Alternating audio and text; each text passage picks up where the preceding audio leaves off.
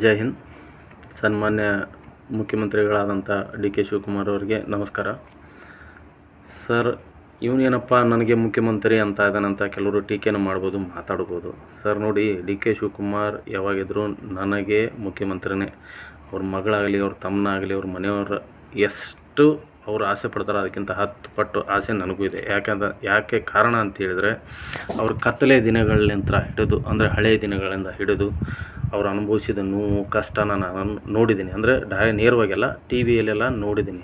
ಯಾಕಪ್ಪ ಅಂತಂದರೆ, ಕಾಂಗ್ರೆಸ್ ಪಕ್ಷ ಸಂಪೂರ್ಣವಾಗಿ ಕರ್ನಾಟಕದಲ್ಲಿ ಅವನತಿ, ಅಂದರೆ ಬಿಲ್ಕುಲ್ ಸಂಪೂರ್ಣ ನಾಶವಾಗುತ್ತೆ ಅಂತ ಕೆಲವು ದಿನಗಳ ಹಿಂದೆ ಕಾಂಗ್ರೆಸ್ ಪಕ್ಷ ಆ ಸಮಯದಲ್ಲಿ ಅದರ ಬೆನ್ನಿಗೆ ನಿಂತು ಕಾಂಗ್ರೆಸ್ ಪಕ್ಷನೇ ನನ್ನ ರಕ್ತ ಅಂಥೇಳಿ ಸನ್ಮಾನ್ಯ ಡಿ ಕೆ ಶಿವಕುಮಾರ್ ಅವರು ಅದನ್ನು ಬೆಳೆಸಿಕೊಂಡು ಬಂದಿದ್ದಾರೆ. ಎಷ್ಟೇ ಕಷ್ಟ ಆದರೂ ಇವರು ಎಸ್ ಎಂ ಕೃಷ್ಣ ಅವ್ರ ಜೊತೆ ಕೂಡಿ ಆ ಪಕ್ಷನ ಕಟ್ಟಿ ಬೆಳೆಸಿಕೊಂಡು ಬಂದಿದ್ದಾರೆ. ಮತ್ತು ಕೆಲವು ಹೊರ ರಾಜ್ಯಗಳು ಕೂಡ ಅವರು ತಮ್ಮದೇ ಆದ ರೀತಿಯ ಒಂದು ಮಹತ್ವ ಇದೆ ಅವರಿಗೆ. ಯಾಕಂದರೆ ಅವ್ರಿಗೆ ತಮ್ಮದೇ ಆದ ರೀತಿಯಲ್ಲಿ ಒಂದು ಬೆಂಬಲನೂ ಇದೆ. ಅವರು ಗತ್ತು ಗಾಂಭೀರ್ಯ, ಅವರಿಂದ ನಮಗೆ ಏನಾಗಬೇಕಪ್ಪ ಅಂತಂದರೆ, ನಮ್ಮ ರಾಜ್ಯ ಅಭಿವೃದ್ಧಿ ಹೊಂದಬೇಕು. ಮೇಕೆದಾಟು ಮತ್ತು ಮಹದಾಯಿ, ಇದರಿಂದ ರೈತರಿಗೂ ಒಳ್ಳೆಯಾಗುತ್ತೆ, ಕರೆಂಟ್ ಉತ್ಪಾದನೆ ಆಗುತ್ತೆ, ಉದ್ಯೋಗ ಸೃಷ್ಟಿ ಆಗುತ್ತೆ. ಇದನ್ನು ಬಿಟ್ಟರೆ ನಾವೇನು ಬೇರೆ ಬಯಸಲ್ಲ. ಆದರೆ ಕೆಲವು ಕಾಂಗ್ರೆಸ್ಸಿಗರು ಏನು ಮಾಡ್ತಾರಪ್ಪ ಅಂದರೆ, ಕೆಲವರು ಇವ್ರನ್ನ ಮಾಡಬಾರ್ದಂತ ಅವ್ರು ಬಡ್ದಾಡ್ತಾರೆ.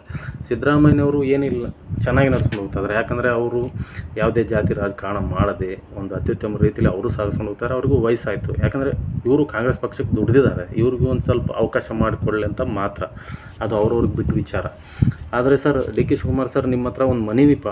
ಯಾಕೆ ಕಾರಣ ಅಂತ, ಯಾಕಂದರೆ ಸರ್, ನಿಮ್ಮ ಹತ್ರ ಈ ಮೀಡಿಯಾದವ್ರು ಬಂದು ಅಥವಾ ಲೋಕಲ್ ಚಾನಲ್ದವ್ರು ಬಂದು ನಿಮ್ಮ ಹತ್ರ ಪ್ರಶ್ನೆ ಆ ಥರ ಕೇಳ್ತಾರೋ ಗೊತ್ತಿಲ್ಲ. ಅದು ನೀವು ಉತ್ತರ ಇದೆಯಲ್ಲ ಸರ್, ಆ ಉತ್ತರದಲ್ಲಿ ಒಂದು ನಾನೇನಪ್ಪ ಅಂದರೆ ಒಂದು ನಿಮ್ಮ ನಡೆದು ಬಂದ ಹೆಜ್ಜೆ ಗಾಂಭೀರ್ಯ ಮತ್ತು ಆ ಗತ್ತು ಮತ್ತು ಮಾತಿನಲ್ಲಿ ತೂಕ ಇರುತ್ತೆ ಯಾವಾಗಿದ್ದರೂ. ಅದು ಅದೇ ಥರ ಇದುವರೆಗೂ ಹೇಗಿದೆ ಅದೇ ಥರ ಮುಂದುವರಲಿ ಅಂತ. ನೀವು ಬಿದ್ದರೂ ಮಾತಾಡ್ತಾರೆ, ಕುಂತರೂ ಮಾತಾಡ್ತಾರೆ, ನಿಂತರೂ ಮಾತಾಡ್ತಾರೆ ಈ ಜನ. ಅದಕ್ಕೇನು ಇದು ಇಲ್ಲ. ಆದರೆ ನನಗೇನಪ್ಪ ಅಂತಂದರೆ, ಒಬ್ಬರು ಅಟಲ್ ಬಿಹಾರಿ ವಾಜಪೇಯಿ ಅವರಿದ್ದರು.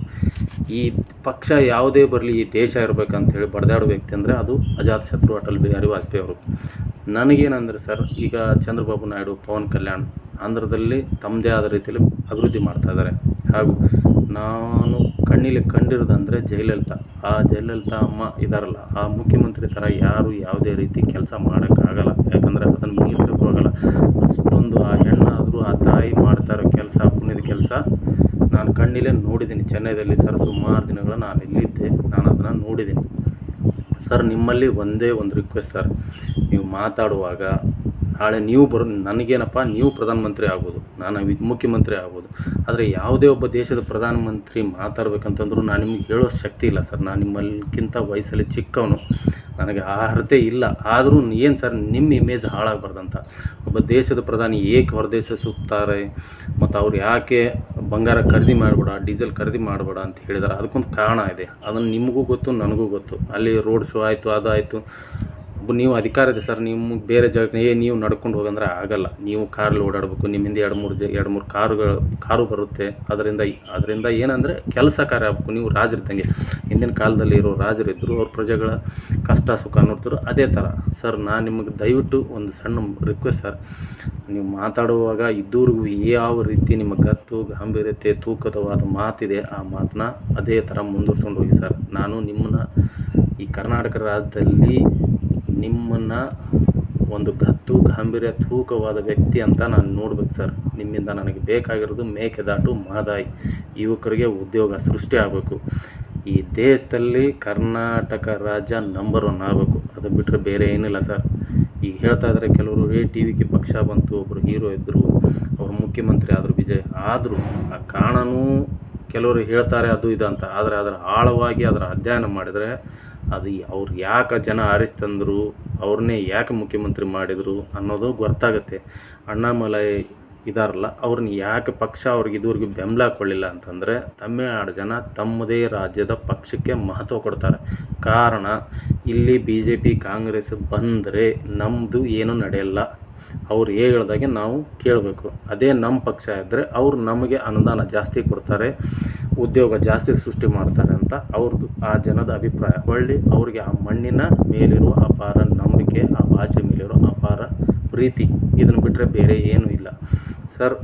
ಇದು ಏನೇ ಇರಲಿ, ನನಗೂ ಒಳ್ಳೆ ವ್ಯಕ್ತಿ ಮುಖ್ಯಮಂತ್ರಿ ಸಿದ್ದರಾಮಯ್ಯ ಅವರು ಇದ್ದಾರಾ ಇಲ್ಲ ಅಂತ ಹೇಳಲ್ಲ, ನಾನು ನಿಮ್ಮನ್ನ ಮುಖ್ಯಮಂತ್ರಿ ಸ್ಥಾನದಲ್ಲಿ ನೋಡಬೇಕನ್ನೋ ಆಸೆ ಇದೆ. ಆದರೆ ನಿಮ್ಮ ಮಾತಲ್ಲಿ ನನಗೆ ಗಾಂಭೀರ್ಯತೆ ಹತ್ತಬೇಕು ಸರ್. ಈ ಲೋಕಲ್ ಮೀಡಿಯಾ, ಈ ಟಿ ವಿ ಚಾನಲ್ ಅವರೆಲ್ಲ ಹೇಳೋದು ನೋಡಿದ್ರೆ ನನಗೆ ಒಂಥರ ಬೇಜಾರಾಯಿತು ಸರ್. ಅದಕ್ಕೆ ನಾನು ಒಂದು ಸಣ್ಣ ವಿಡಿಯೋ ಮಾಡಿದ್ದೀನಿ. ದಯವಿಟ್ಟು ನನ್ನಿಂದ ಏನಾದರೆ ಕ್ಷಮೆ ಇರಲಿ ಸರ್. ಮುಂದೊಂದು ದಿನ ಬರೋ ಒಳ್ಳೆಯ ದಿನದಲ್ಲಿ ನೀವು ಮುಖ್ಯಮಂತ್ರಿ ಆಗಲಿ ಅಂತ ಆ ದೇವರಲ್ಲಿ ಬೇಡ್ಕೊತೀನಿ. ಜೈ ಹಿಂದ್ ಸರ್.